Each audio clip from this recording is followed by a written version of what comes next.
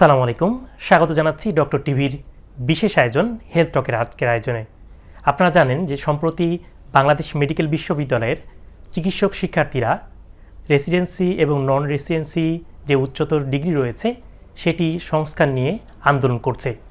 সেই সংস্কার নিয়ে যে আন্দোলন হচ্ছে সেই বিষয়গুলো নিয়েই, তাদের দাবিগুলো নিয়েই আজকে আমরা হেলথ টকের বিষয় সাজিয়েছি। আর আজকের এই বিষয়ে কথা বলতে আমাদের সাথে উপস্থিত আছেন দুইজন অতিথি, তাদের সাথে আপনাদের পরিচয় করিয়ে দিব। প্রথমে উপস্থিত আছেন ডক্টর মোহাম্মদ মাহমুদুর রহমান চৌধুরী, যিনি রেসিডেন্ট বক্ষব্যাধি বিভাগ বাংলাদেশ মেডিকেল বিশ্ববিদ্যালয় এবং সদস্য বাংলাদেশ মেডিকেল কমিউনিটি। এর পাশাপাশি উনি আছেন আহ্বায়ক পোস্ট গ্র্যাজুয়েশন রিফর্ম ইনিশিয়েটিভ। এর পাশাপাশি আরেকজন অতিথি আমাদের সাথে উপস্থিত আছেন doctor Mohammad Mustafizur Rahman, resident orthopaedic বিভাগ এবং সদস্য সচিব পোস্ট গ্র্যাজুয়েশন রিফর্ম ইনিশিয়েটিভ, সদস্য বাংলাদেশ মেডিকেল কমিউনিটি। তো সময় ক্ষেপণ না করে আজকের আমাদের অতিথির কাছে কথা শুনতে চলে যাব। আপনাদেরকে স্বাগত জানাচ্ছি আজকের আয়োজনে। আসসালামু আলাইকুম। ওয়ালাইকুম আসসালাম। প্রথমে যে বিষয়টি বলতে চাচ্ছি যে আপনারা যে এখন চিকিৎসা দেওয়ার কথা আপনাদের রোগীদেরকে, তো সেই সময় আসলে আপনারা সংস্কারের জন্য আন্দোলন করছেন বা বিভিন্ন দাবি তুলছেন, তো এই বিষয়গুলো দাবিগুলো নিয়ে কি আসলে আপনারা যথাযথ কর্তৃপক্ষের কাছে গিয়েছেন কিনা সেই বিষয়টা যদি আমাদেরকে বলতেন। আসসালামু আলাইকুম, ধন্যবাদ প্রথমে জানাই ডক্টর টিভিকে আমাদেরকে আজকের এই হেলথ টকে আহ্বান করার জন্য। আসলে আমরা তো চিকিৎসক, আমাদের কাজ চিকিৎসা সেবা দেওয়া। আপনি বলছেন যে আমরা চিকিৎসা সেবা দেওয়া আমাদের মূল কাজ, তাহলে আমরা আন্দোলন করছি কেন? আসলে আমি আপনাকে বলতে চাই, আমরা চিকিৎসা সেবা দিয়ে যাচ্ছি, আমাদের চিকিৎসা সেবা চলমান, সেখানে কোনো ঘাটতি নেই। কিন্তু আপনি নিশ্চয়ই জানেন বিগত বছরের একটা জুলাই বিপ্লব সংগঠিত হয়েছিল। সেই জুলাই বিপ্লবের মূল প্রতিপাদ্য ছিল বৈষম্য নিরসন, এবং এরপরে একটা বৈষম্য নতুন বাংলাদেশ আমরা পাই। তো নতুন বাংলাদেশে বিভিন্ন বিষয়ে সংস্কারের উদ্যোগ নেওয়া হয়েছে, যেমন আপনারা খুব রিসেন্টলি স্বাস্থ্য সংস্কার কমিশনের প্রতিবেদন পেয়েছেন। তাছাড়াও জনপ্রশাসন সংস্কার, বিচার বিভাগীয় সংস্কার সহ বিভিন্ন সংস্কার প্রক্রিয়া চলমান। কিন্তু অত্যন্ত দুঃখের বিষয়, আমাদের এই যে পোস্ট গ্র্যাজুয়েশন সেক্টরটা আছে, সেটা রেসিডেন্সি, নন রেসিডেন্সি অথবা আপনি বিসিপিএসের কথা বলতে পারেন, এই সেক্টরটাতে আসলে সংস্কারে কিছু উদ্যোগ নেওয়া হলেও উদ্যোগগুলো আসলে পর্যাপ্ত নয়। তো সেই জন্যই আমরা, যেহেতু প্রায় বিপ্লবের 1 বছর হয়ে গেছে, 1 বছর হওয়ার পরেও যে সংস্কারগুলো হওয়ার কথা ছিল, যে বৈষম্যগুলো নিরসন হওয়ার কথা ছিল, সেই বৈষম্যগুলো নিরসন হচ্ছে না। এই কারণেই আমরা চিকিৎসা সেবা দেওয়ার পাশাপাশি আমরা এই বিষয়গুলো নিয়ে আমাদের দাবিগুলো জানাচ্ছি। তো এই ক্ষেত্রে আপনার হচ্ছে যে আপনারা যথাযথ কর্তৃপক্ষ মানে বাংলাদেশ মেডিকেল বিশ্ববিদ্যালয় বা স্বাস্থ্য অধিদপ্তর বা কাদের সাথে যোগাযোগ করেছেন, এই বিষয়টা যদি বলতেন। আমি আপনাকে জানাতে চাই, আমরা বাংলাদেশ মেডিকেল কমিউনিটি চিকিৎসক এবং মেডিকেল শিক্ষার্থীদের একটা সংগঠন। তো বাংলাদেশ মেডিকেল কমিউনিটির উদ্যোগে আমরা একটা পোস্ট গ্র্যাজুয়েশন রিফর্ম ইনিশিয়েটিভ উদ্যোগ নেই। তো সেখানে আমাদের প্রায় 30 থেকে 40 জন আহ্বায়ক কমিটিতে রয়েছেন। তো আমরা আমাদের বাংলাদেশ মেডিকেল কমিটির উদ্যোগে গঠিত পোস্ট গ্র্যাজুয়েশন রিফর্ম ইনিশিয়েটিভের পক্ষ থেকে আমরা প্রত্যেকটা ডিপার্টমেন্টে গিয়েছি এবং স্যারদের সাথে আমরা কথা বলেছি, আমরা ডিন স্যারদের সাথে কথা বলেছি, আমরা প্রভিসি স্যারদের সাথে কথা বলেছি, আমরা রেজিস্ট্রার স্যারের সাথেও কথা বলেছি, এবং আমরা ভিসি স্যারের সাথে বেশ কয়েকবার দেখা করেছি। এবং আপনি দেখবেন যে প্রত্যেক ডিপার্টমেন্টাল চেয়ারম্যান স্যার এবং ভিসি, প্রভিসি স্যার সবাই আমাদের দাবিগুলোর সাথে ঐক্যমত পোষণ করেছেন, কিন্তু অজানা কারণে অথবা কোন যৌক্তিক কারণ ছাড়াই এই আমাদের দাবিগুলো বাস্তবায়ন হচ্ছে না। তো সেই কারণেই আমরা এটা নিয়ে কাজ করছি। আচ্ছা, ধন্যবাদ আপনাকে। আপনার পরবর্তী প্রশ্নে চলে আসবো। তার আগে আরেকজন যিনি অতিথি আছেন আমাদের সাথে, ডক্টর মুস্তাফিজ, ওনার কাছে জিজ্ঞাসা করব যে আপনি যেহেতু রেসিডেন্ট হিসাবে আছেন, তো সেক্ষেত্রে আসলে আপনাদের আবাসন ব্যবস্থা কেমন, এবং পাশাপাশি যে লাইব্রেরি সুযোগ সুবিধা বা দেখা যাচ্ছে যারা রেসিডেন্ট আছেন তারা কি সমান সুযোগ সুবিধা পান কিনা, সেই বিষয়টি যদি আমাদেরকে বলতেন। জি, ধন্যবাদ আপনাকে। ডক্টর টিভিকে ধন্যবাদ জানাচ্ছি আমাকে আমন্ত্রণ করার জন্য। আপনি অত্যন্ত গুরুত্বপূর্ণ একটা বিষয় প্রশ্ন করেছেন। আমরা পোস্ট গ্র্যাজুয়েশন রিফর্ম ইনিশিয়েটিভ যে 7 দফা দাবি দিয়েছি রেসিডেন্সি এবং নন রেসিডেন্সি সংস্কারের জন্য, সেই 7 দফা দাবির প্রথম দফার মধ্যেই কিন্তু আমরা আবাসনের ব্যবস্থার কথা বলেছি। আমাদের প্রোগ্রামের নাম হচ্ছে রেসিডেন্সি প্রোগ্রাম, কিন্তু দেখা যাচ্ছে যে আমাদের এখানে সকল রেসিডেন্টের জন্য কিন্তু আবাসনের ব্যবস্থা নেই। বিশেষ করে আপনি যদি বাংলাদেশ মেডিকেল ইউনিভার্সিটির কথা ধরেন, তাহলে প্রথমত এখানে সবার জন্য আবাসনের ব্যবস্থা নাই, এবং যতটুকু আছে সেটাও কিন্তু একদম নিম্নমানের। এবং এর বাইরে দেখা যাচ্ছে যে বিগত সরকারের আমলে এই আবাসনের অনেকটা অংশই, অধিকাংশ জায়গাটাই দখল করেছিল যারা অছাত্র, এই বিশ্ববিদ্যালয়ের স্টুডেন্ট না, চাকরি করতেছেন বা অন্য কোথাও আছেন, এরা দখল করেছিলেন। তো এখনও সেই অবস্থাটার খুব একটা পরিবর্তন হয়েছে বলে আমরা দেখতেছি না। পাশাপাশি বাংলাদেশ মেডিকেল ইউনিভার্সিটির অধিভুক্ত যে ইনস্টিটিউট, মেডিকেল কলেজ, যেখানে এই কোর্সগুলো রয়েছে, সেখানে কিন্তু আবাসনের ব্যবস্থা নেই বললেই চলে। হাতে গোনা কয়েকটি সরকারি প্রতিষ্ঠানে দু এক জায়গাতে কিছু ডরমেটরির ব্যবস্থা আছে, বাকি জায়গাগুলোতে নাই, এবং যেখানে ব্যবস্থা আছে সেখানেও এটা খুবই অনুন্নত এবং নিম্নমানসম্পন্ন। একজন ডাক্তার হিসেবে সেখানে বসবাস করা আমাদের জন্য এটা প্রায় অসম্ভব। এর বাইরে আপনি লাইব্রেরি সুবিধার কথা যেটা জিজ্ঞাসা করলেন, আপনি যদি বহির্বিশ্বের বিশ্ববিদ্যালয়গুলো দেখেন, তাহলে সেখানকার লাইব্রেরি যে স্ট্যান্ডার্ড, সেই অনুসারে আসলে আমাদের বাংলাদেশ মেডিকেল ইউনিভার্সিটিতে যে লাইব্রেরি আছে, এটাকে আমরা বরঞ্চ রিডিং রুম বলতে পারি। কোনোভাবেই এটা লাইব্রেরির ক্রাইটেরিয়াগুলো ফুলফিল করে না। লাইব্রেরিতে আপনি যদি মানে বইয়ের কথা ধরেন, বই, তারপর হচ্ছে আপনি বাইরের বিভিন্ন জার্নাল পড়া, বা সেই জার্নালগুলোতে যে আমাদের অ্যাক্সেস, সার্বক্ষণিক যে ওয়াইফাই সুবিধা, ইন্টারনেট সুবিধা, সেগুলো যদি বলেন, এগুলো সব কিছুই অপ্রতুল। এবং আমরা যে জার্নালগুলো পড়ি, বিভিন্ন রিসার্চ ওয়ার্ক করি, বা সেগুলোর জন্য যে লাইব্রেরিতে একটা অ্যাক্সেস থাকা দরকার, এগুলোর তেমন কোনো কিছুই কিন্তু এখানে নাই। আর এর বাইরে যদি অন্যান্য ইনস্টিটিউটগুলো ধরেন যেগুলো বিএমইউর অধিভুক্ত, সেসব জায়গাতে তো এগুলোর কিছুই নাই বললেই চলে। তো মানে লাইব্রেরিও আমাদের জন্য বলবো যে একেবারেই অপ্রতুল। এবং লাইব্রেরি খোলা রাখার বিষয়টাও যদি ধরেন, তাহলে দেখা যাচ্ছে যে আমরা একটু বেশিক্ষণ পড়তে চাচ্ছি, রাত 10টা 11টা পর্যন্ত লাইব্রেরিতে থাকতে চাচ্ছি, সেজন্য স্যারদের কাছে আমরা বেশ কয়েকবার গিয়েছি যে স্যার লাইব্রেরিটা একটু বেশি সময় ওপেন রাখা হোক। সে বিষয়টাও কিন্তু এতবার যাওয়ার পরেও সলভ হচ্ছে না। তো এটাও অত্যন্ত দুঃখজনক বলে আমরা মনে করতেছি। সমান সুযোগ সুবিধার বিষয় আপনি বললেন, তো সমান সুযোগ সুবিধা তো আসলে নেই বললেই চলে। বিশেষ করে লাইব্রেরি এবং আবাসন তো অলরেডি আমি বলে ফেলেছি। এর বাইরে যদি আপনি হচ্ছে বুক গ্র্যান্ট বা থিসিস গ্র্যান্টের কথা বলেন, তাহলে এটা হচ্ছে আমরা ইউনিভার্সিটির স্টুডেন্ট যারা আছে তারা হয়তো পাচ্ছি, কিন্তু বাইরে ইনস্টিটিউট যেগুলো আছে সেখানে অনেকেই এটা পাচ্ছেন না বলেই চলে। এবং ক্লাস বা অন্যান্য সুযোগ সুবিধা যদি বলেন, তাহলে আমরা কয়েকদিন আগে ভিসি স্যারের কাছে স্মারকলিপি দিয়েছি, তখন স্যার বলেছেন যে অনেকগুলো ইনস্টিটিউট আছে যেখানে রেসিডেন্সি কোর্স আছে, কিন্তু সেখানে অধ্যাপক নেই, পড়ানোর মানুষ নেই। প্লাস হচ্ছে আমাদের বিশ্ববিদ্যালয়ে যেখানে হচ্ছে সকালে ক্লাস হচ্ছে, প্রেজেন্টেশন হচ্ছে, ওখানে এগুলো কিছুই হচ্ছে না।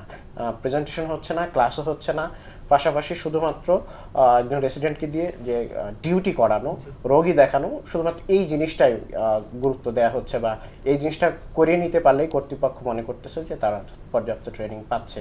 তো সব কিছু মেলায় মানে ওভারঅল আমাদের যে স্ট্যান্ডার্ড, সেটা ইন্টারন্যাশনালি তো আমরা না, এবং পাশাপাশি বিভিন্ন ইনস্টিটিউটের মধ্যে অনেক বৈষম্য এখানে লক্ষ্য করা যাচ্ছে। জি, ধন্যবাদ। আপনি একটা বিষয় বলেছেন, আমি আপনার সাথে যুক্ত করতে চাই, সেটা হচ্ছে দেশের বাইরে যে বিষয়টি বললেন, সেটি হচ্ছে আসলে যে শিক্ষার্থীদের যে মানে নলেজ থিসিস সহ অন্যান্য যে আন্তর্জাতিক যে জার্নালগুলো রয়েছে, দেশের বাইরের কিন্তু প্রত্যেকটা মেডিকেল বিশ্ববিদ্যালয়ের আলাদা সাইট আছে, এবং সেখানে তারা ফ্রি অ্যাক্সেসে সেগুলো কিন্তু তারা প্রবেশ করতে পারে। তো সেক্ষেত্রে আসলে বাংলাদেশ মেডিকেল বিশ্ববিদ্যালয় আশা করি যে যারা দায়িত্বে আছেন তারা এই বিষয়টি ভেবে দেখবেন। ধন্যবাদ আপনাকে।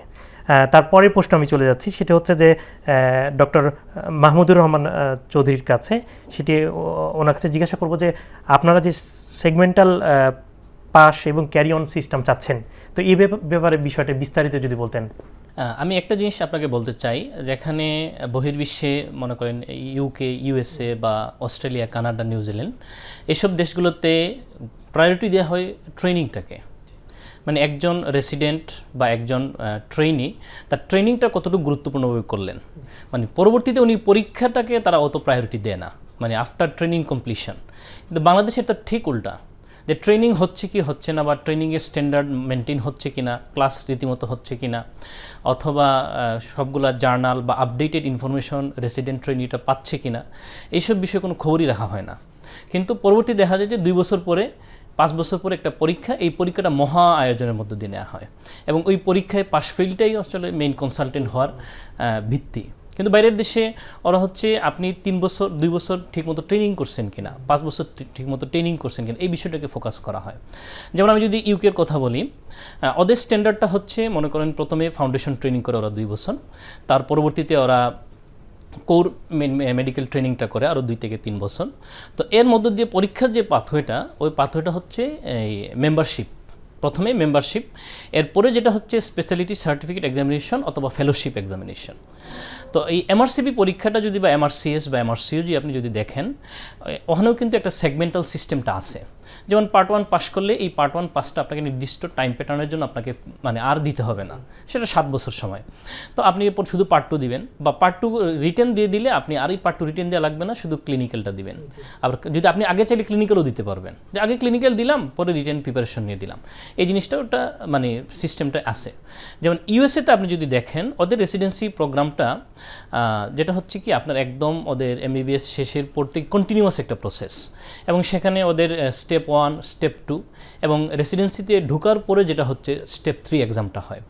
তো এখানেও দেখেন কিন্তু একটা স্টেপ ওয়াইজ এবং মানে সেগমেন্ট ওয়াইজ, এবং ওরা কিন্তু এরকম 2 বছর পরে একটা মহা আয়োজন নিয়ে পরীক্ষা, 5 বছর পরে মহা আয়োজন নিয়ে পরীক্ষা, এরকম কোনো সিস্টেম ওদের ওখানে নাই।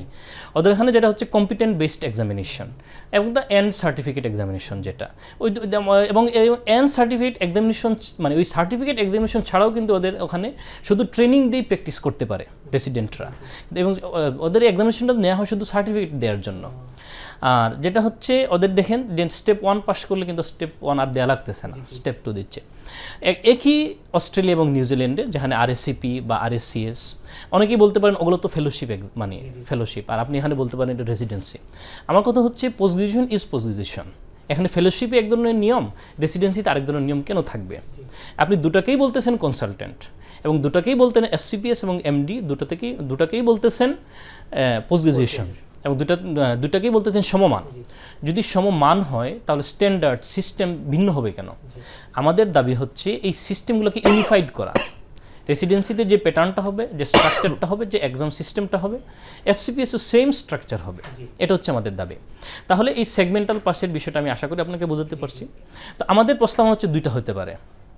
1 নম্বর প্রস্তাবনা হচ্ছে যে এই বাইরের দেশগুলোর একদম ইন্টারন্যাশনাল স্ট্যান্ডার্ড মেনটেন করে, যেমন প্রতি বছরের জানুয়ারিতে এবং জুলাইতে হবে রিটেন, মার্চ এবং আগস্ট বা সেপ্টেম্বরে হবে ক্লিনিক্যাল। যে যখন ইচ্ছা সেটা দিবে, কেউ রিটেন দিলে আর রিটেন দেওয়া লাগবে না, সে শুধু ক্লিনিক্যাল দিবে। জানুয়ারিতে রিটেন পাস করলে সে মার্চেই ক্লিনিক্যালে বসতে পারবে। তার যদি মনে করে তার প্রিপারেশন পর্যাপ্ত না, সে আগস্টে ক্লিনিক্যালে বসবে। সে যদি মনে করে আগে তার ক্লিনিক্যাল দেওয়া দরকার, সে মার্চে ক্লিনিক্যাল দিবে, জুলাইতে গিয়ে রিটেন দিবে। এটা হচ্ছে ইন্টারন্যাশনাল স্ট্যান্ডার্ড বেস সিস্টেম হইতে পারে। আরেকটা হচ্ছে আমরা ট্রেডিশনালি যেটা ফলো করতে পারি, যেটা হচ্ছে মনে করেন জানুয়ারিতে সে 3টা সেগমেন্টই পরীক্ষা দিল, এবং সে যে সেগমেন্টটা পাস করলো এটা তো ইন্টারন্যাশনালি রিকগনাইজড, যে সেগমেন্টটা পাস করবে এটা আর দেওয়া লাগবে না। যেমন পার্ট 2, পার্ট 1 আপনি যেটা বললাম, পার্ট এ, পার্ট বি। তাহলে জুলাইতে গিয়ে শুধু যেটাতে ফেল করছে সে সেই সেগমেন্টটা দিবে। এটাও কিন্তু ইন্টারন্যাশনাল স্ট্যান্ডার্ডের বাইরে যাচ্ছে না। আচ্ছা, আপনি আরেকটা বিষয় আমাকে বলছেন ক্যারিয়নের বিষয়টা। আপনি দেখেন আসলে বাংলাদেশের চিন্তাভাবনাটাই, কর্তৃপক্ষের চিন্তাভাবনাটা একটু ভিন্ন ধরনের। ওনারা আসলে, আমি প্রথমেই বলছি যে ট্রেনিংয়ের কথা, ওনারা ট্রেনিংটাকে গুরুত্ব না দিয়ে, আমার ভাইও বলছেন যে ওনারা ডিউটি করে নিতে পারলেই মনে করেন হয়ে গেল। কিন্তু ট্রেনিং তো ডিফারেন্ট জিনিস। আপনি যদি ডিউটি করাতে চান তাহলে মেডিকেল অফিসার নিয়োগ দেন। আপনি উপজেলা চালাবেন, জেলা চালাবেন বা হাসপাতাল চালাবেন, সেখানে আপনার পর্যাপ্ত মেডিকেল অফিসার নিয়োগ দেন। যাদেরকে আপনি ট্রেনিংয়ের জন্য রেখে দিচ্ছেন বা রেসিডেন্সির জন্য মানে অ্যালাউ করতেছেন, তাদেরকে ডিউটি ফোকাস না করার অনুরোধ, তাদেরকে ট্রেনিং ফোকাস করার অনুরোধ, একাডেমিক পড়াশোনা। দুঃখজনক হলেও সত্য, বাংলাদেশি যেসব সরকারি ক্যান্ডিডেটরা আছেন তারা যদি একবার কোনো কারণে যদি ফেজ এ ফেল করে ফেলে, ফেজ বি ফেল করে ফেলে, তাহলে সোজা উপজেলায় চলে যেতে হয়। সেটা হচ্ছে বুরুঙ্গামারি বা নাইক্ষংছড়ি অথবা জকিগঞ্জ, মানে একদম প্রত্যন্তরে চলে যেতে হয়। একজন ট্রেইনি, একজন রেসিডেন্ট, আপনি তাকে 5 বছরের রেসিডেন্সিতে ঢুকাচ্ছেন, আবার মাঝখানে আপনি একদম প্রত্যন্ত অঞ্চলে গিয়ে তাকে পিসি, প্যারাসিটামল, হিস্টাসিন এগুলো লেখাচ্ছেন, তাহলে সে পাশ করবে কেমনে? আমাদের প্রস্তাবনা হচ্ছে তাহলে আপনারা প্রাথমিক ডেপুটেশনটা 2 বছর না দিয়ে 3 বছরের দেন। তাহলে 3 বছরের দিলে যে পাশ করলো তার ডেপুটেশন নেওয়া লাগলো না, সে 1 বছর পরে ডেপুটেশন নিল। আবার যে ফেল করলো তারও ডেপুটেশন নেওয়া লাগতেছে না, সে এই মিন টাইম 3 বছরের মধ্যে সে পাশ করে ফেলবে, এবং বাকি সে 2 বছরের জন্য আলাদা ডেপুটেশন নেবে। তাহলে আমাদের প্রস্তাব, সরকারিদের প্রস্তাবনা হচ্ছে এই ক্যারিয়নটা চালু করা, যে কেউ যদি ফেল করলে উপজেলায় যেতে না পারে, মানে উপজেলায় যেতে না হয়। ফেল করলে সে পরবর্তী ট্রেনিংটা সে শুরু করে দিবে। একজন রেসিডেন্ট, একজন ট্রেনিং অবশ্যই ট্রেনিংয়ের মধ্যে থেকেই পাস করতে হবে।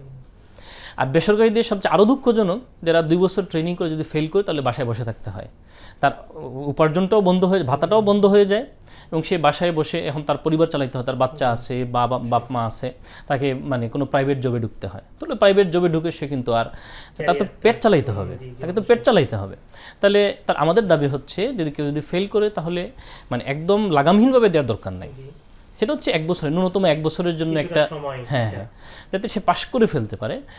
কারণ ওই ফেজের পরবর্তী ফেজ বি ট্রেনিংটাও বলেন, ওইটাও কিন্তু ট্রেনিংয়ের একটা পার্ট। তো সেখানে ওই ট্রেনিংটাও করলো আর এইদিকে সে পরীক্ষার প্রিপারেশনটাও নিয়ে পাস করে ফেললো, তার পরবর্তী ট্রেনিংটা সে করতে পারবে। জি, সুন্দর প্রস্তাবনা আপনাদের, দেখা যাক কী হয়। তার এর পরের প্রশ্নে আমি চলে যাব ডক্টর মুস্তাফিজুর রহমানের কাছে। আপনারা পরীক্ষা পদ্ধতির একটা সংস্কারের বিষয়টি আপনি তুলে ধরেছেন বা আপনারা দাবিতে উল্লেখ করেছেন। তো সেই ক্ষেত্রে পরীক্ষার ফলাফলে বিভিন্ন বিষয়ে পাশের হারের বিষয়টা আমরা মাঝে মাঝে দেখি যে একেবারে শূন্যের কোঠায়। তো সেই ক্ষেত্রে আসলে আপনারা এই পরীক্ষা পদ্ধতির কেমন সংস্কার চাচ্ছেন? জি, ধন্যবাদ আপনাকে। আমরা যে 7 দফা দাবি দিয়েছি এর মধ্যে আমাদের 2 নম্বর পয়েন্টটা ছিল সেগমেন্টাল পাস এবং 3 নম্বর পয়েন্টটা ছিল পরীক্ষা পদ্ধতির যুগোপযোগী সংস্কার করতে হবে। অলরেডি মাহমুদুর রহমান চৌধুরী ভাই উনি বলেছেন সেগমেন্টাল পাস সম্পর্কে। আমি যেটা বলতে চাচ্ছি, আমাদের মূল ফোকাসটা হওয়া উচিত হচ্ছে পরীক্ষার পাসটা হবে অবজেক্টিভ একটা প্রসিডিউর, সাবজেক্টিভ হবে না।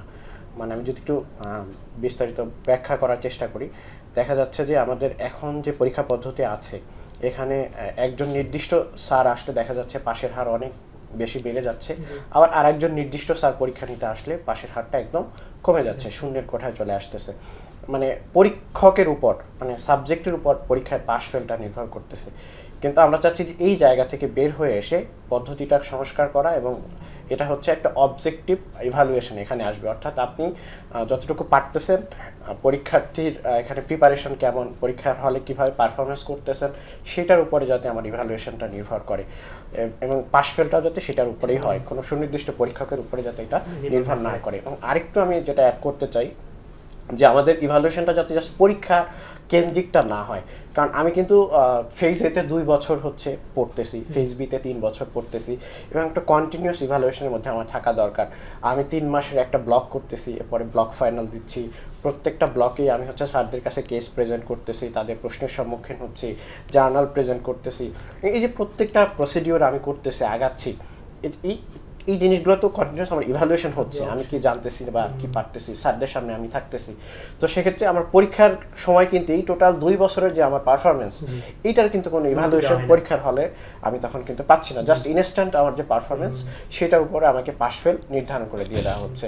এবং এটা খুবই দুঃখজনক যে আপনি যদি এবার ইন্টারনাল মেডিসিনের ফেজের রেজাল্ট দেখেন, সেখানে দেখা গেছে যে বিএমইউতে 10 জন পাস করেছে আর ঢাকা মেডিকেল কলেজ থেকে 2 জন ক্যান্ডিডেট পাস করেছে, আর বাকি সারা বাংলাদেশ থেকে যত প্রায় 70 বা 64 জন পরীক্ষার্থী ছিলেন সবাই ফেল করেছেন। মানে এইটা তো অত্যন্ত দুঃখজনক যে আপনি তাহলে তাকে 2 বছর কি পড়ালেন, 2 বছর সে যে আপনার সামনে ব্লকগুলো দিল, ব্লক ফাইনাল পাস করে আসলো, বা হচ্ছে আপনার কেস প্রেজেন্ট করলো, বা অন্যান্য যে তার লগবুক অনুসারে যে তার যে কাজগুলো সে করে আসলো, তাহলে সেগুলো ইভ্যালুয়েশন কোথায় এবং সেগুলো করে আসার পরেও কেন সে ফেল করলো?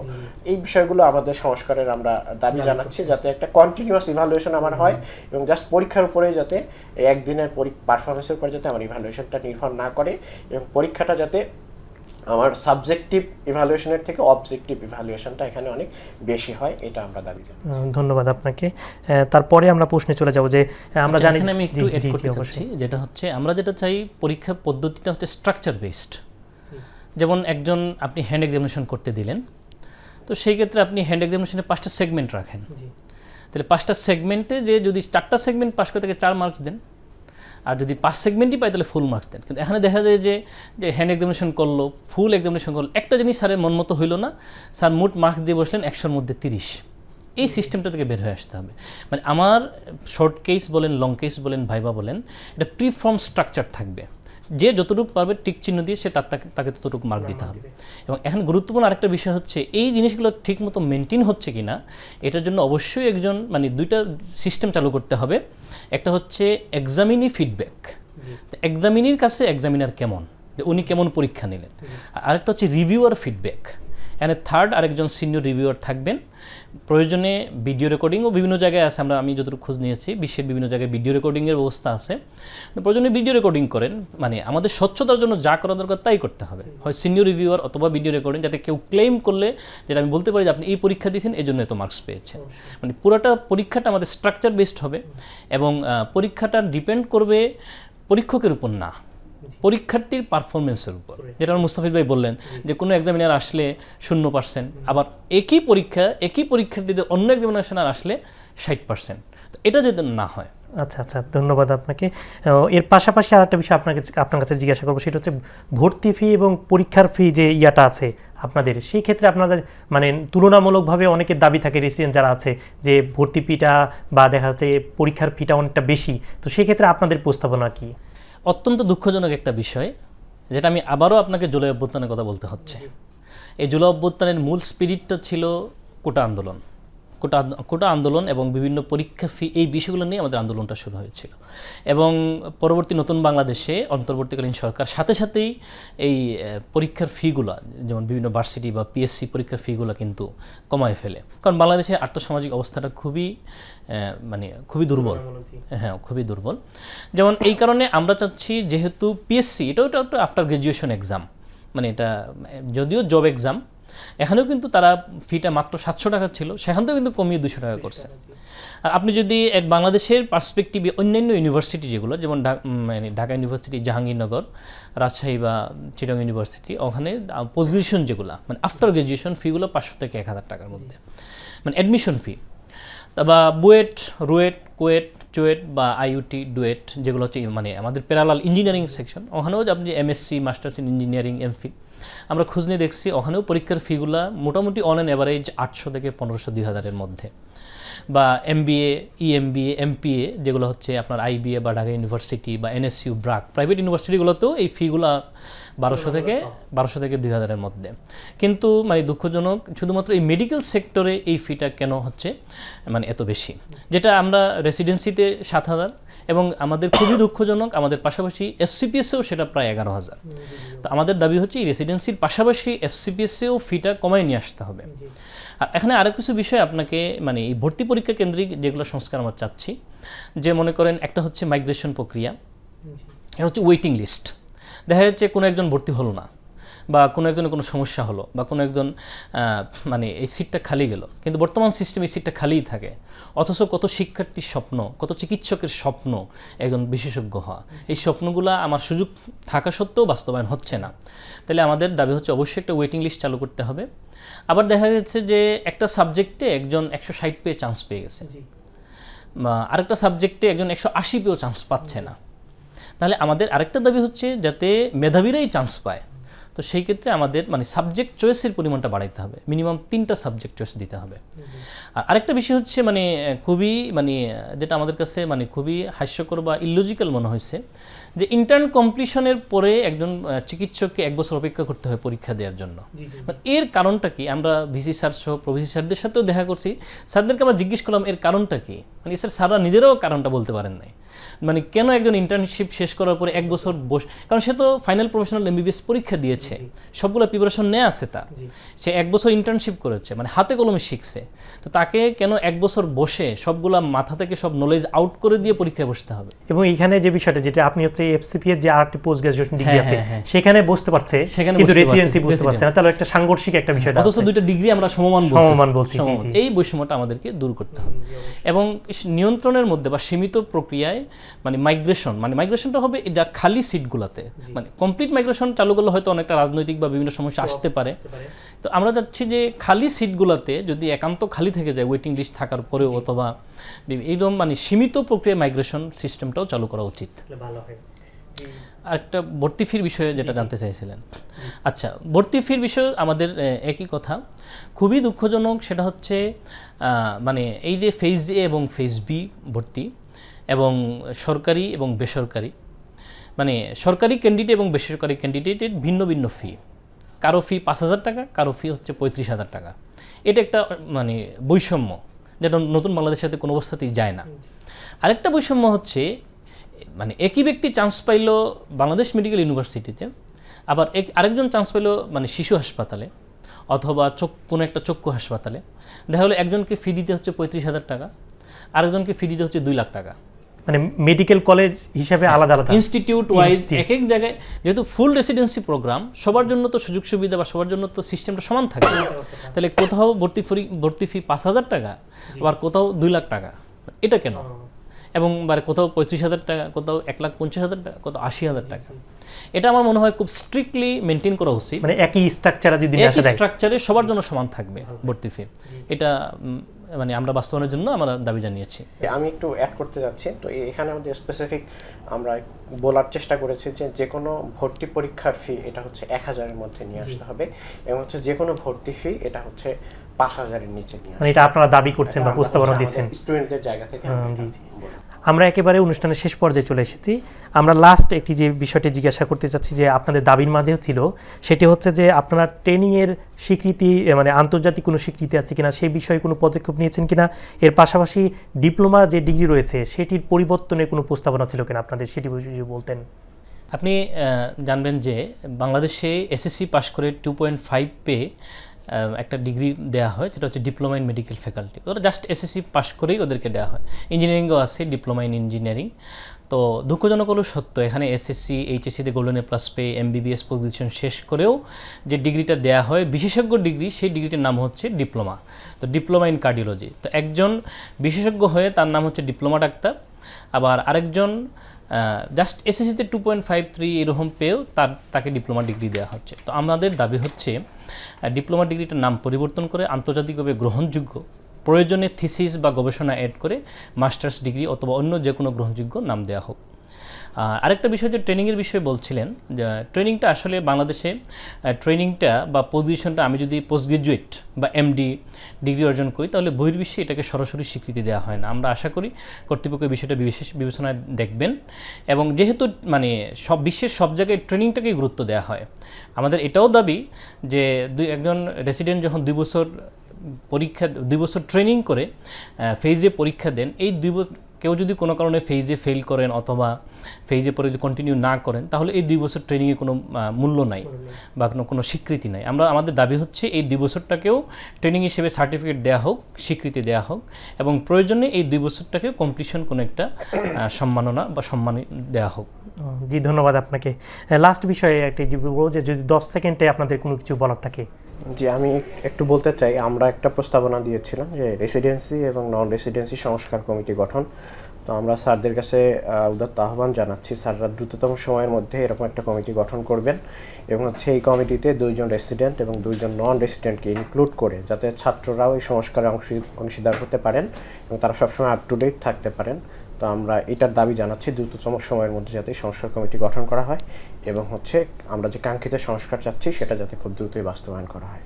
আমরাও আশা করছি যে রেসিডেন্ট এবং নন রেসিডেন্সি আপনারা যারা আছেন তাদের যে দাবিগুলো উত্থাপন করেছেন, কর্তৃপক্ষ সে বিষয়গুলোকে গুরুত্ব দিবেন। তো এই ছিল আজকের ডক্টর টিভির হেলথ টকের আয়োজন। পরবর্তী আয়োজন দেখতে ডক্টর টিভির সাথেই থাকুন। ধন্যবাদ সবাইকে।